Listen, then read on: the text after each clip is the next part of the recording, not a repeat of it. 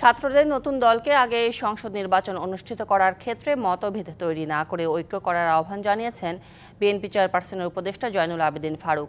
বৃহস্পতিবার সকালে জাতীয় প্রেস ক্লাবের সামনে আওয়ামী লীগ সরকারের আমলে সাবেক প্রধান নির্বাচন কমিশনারদের গ্রেপ্তারের দাবিতে প্রতিবাদী অবস্থান কর্মসূচিতে এ আহ্বান জানান তিনি। বলেন, মত ভিন্ন থাকতে পারে, তবে নিজেদের মধ্যে সমালোচনা করতে গিয়ে যেন ঐক্য নষ্ট না হয়। জানান, দেশকে স্থিতিশীল করতে জাতীয় সংসদ নির্বাচন অপরিহার্য। আওয়ামী লীগ আমলে দায়িত্ব পালন করা ৩ প্রধান নির্বাচন কমিশনারকে গ্রেপ্তারেরও দাবি জানান এই বিএনপি নেতা।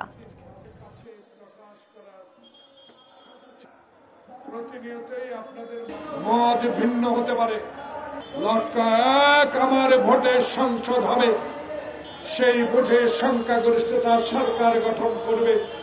এই লক্ষ্যে আসুন, আমাদের মধ্যে আর মতবিরোধ নয়।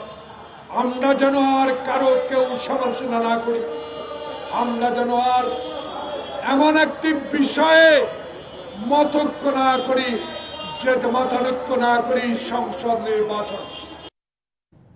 উৎসবের খুশি হবে নগদে বেশি, কারণ ঘন্টায় ঘন্টায় আছে গিফট জেতার সুযোগ।